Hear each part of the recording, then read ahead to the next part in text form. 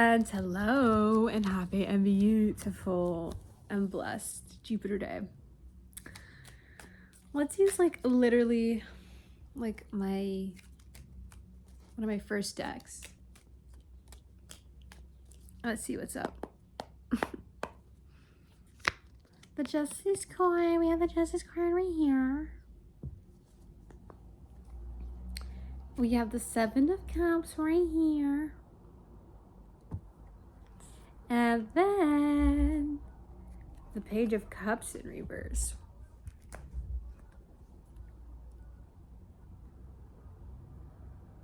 With the Justice card, that focuses on truth, balance, harmony. Seven of Cups, that focuses on choices, options. It's a very confusing kind of energy as well too. Sometimes when we're presented with things as well, sometimes it can be a little overwhelming, or sometimes we find ourselves in a mindset where we're unsure unsure of what to do and what not here. Seven of Cups can also, given the fact that it focuses on choices and everything of this nature, that paired along with the Justice card really teaches us that it's important before rushing into things or making a choice to make sure to understand where that choice is coming from, what's fueling us making a certain choice. Sometimes with the Seven of Cups we can be presented with things that might seem good on the outside, but what's really happening underneath is what being presented to us. Does it benefit the version of ourselves that we want to expand, or does it benefit a version of ourselves that limits us? Holy fucking shit, I just saw a freaking kestrel. Amazing. Not all of the things that we are offered are things that we need to take, is what I want to say with this, as I'm looking at that Page of Cups in reverse. Page of Cups also speaks on offers as well, you know what I mean? But let's keep in mind though, this is a page, and sometimes with pages it's a very fresh and it's a young energy, but sometimes it's through that energy as well too. We are looking at things through rose-colored lenses or from a naive perspective, and not to say there's anything wrong with, you know what I mean, but it's just that it's important to align with things, to choose things and whatnot that nourish the versions of ourselves that we are really wanting to really, as I was saying, expand and whatnot here. Are we accepting things or choosing things because it fuels certain illusions, lies, fantasies that we tell ourselves? It's important for our choices to come from a place of harmony, balance, and truth. Because our choices hold a lot of power. You know what I mean? Our choices dictate our days, our lives.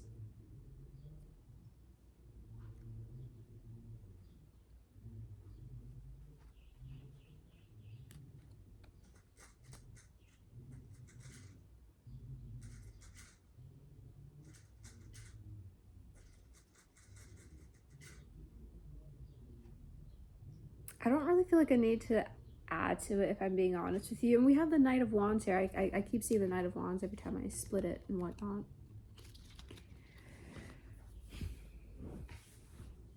And I guess what I'm saying is, though, with this Page of Cups, which is a very dreamy kind of energy and whatnot here, and I know I was talking about being naive and whatnot here, not to say that there's anything wrong with being led by your inner child, by your dreams, but I think it's important as well too to decipher between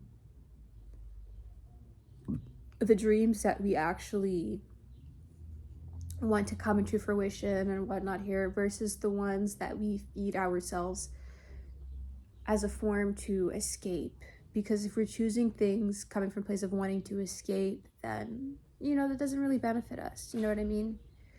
Pour into the choice, pour into the dreams and whatever it may be that allow growth, expansion.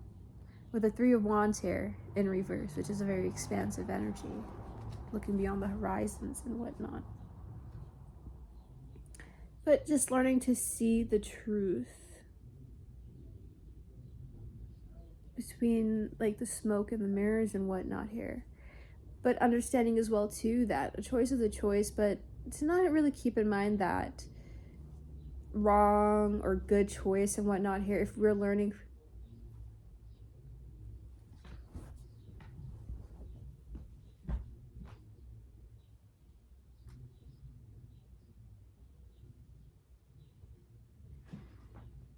the falcon just like passed by again and I just like needed to go look.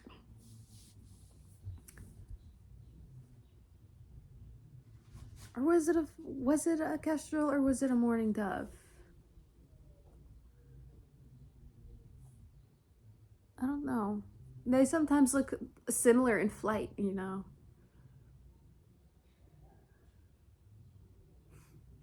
Girl. Nonetheless, as I was saying here, yeah, that's nothing really else for me to say. I'm seeing a lot of pages throughout this, right? And pages do really teach us as well to really let that inner child shine, our curiosity, and to really allow that youthful kind of perspective and outlook on things to just like really guide us and to like lead us into how it's like have a fresh mind and an open mind and whatnot here. But I think I'm just kind of derailing here. I think I've already said all I needed to say, really. Where your choice is coming from, what is fueling your choices. And sometimes we can choose to, like, in the sense, like, we can sometimes choose to turn down things because that choice to turn it down is coming from a place of feeling as though we are not deserving or good enough, right? Or we may choose